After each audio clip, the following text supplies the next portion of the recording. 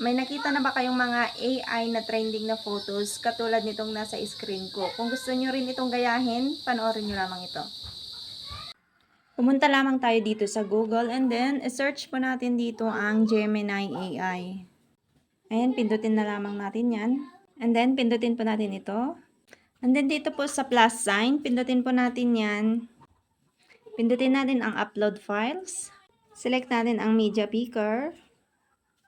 So may selfie na po tayo dito, nakuha ang whole body natin. Ayan, pindutin lamang natin yan.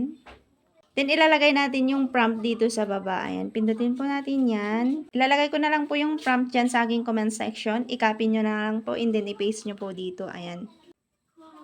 Then pindutin na po natin ito. And then dito scroll up nyo po. Ayan, at ito na po siya. So para ma-download po natin ito, ilong press po natin o hawakan po natin ng matagal. And then pindutin ang download image.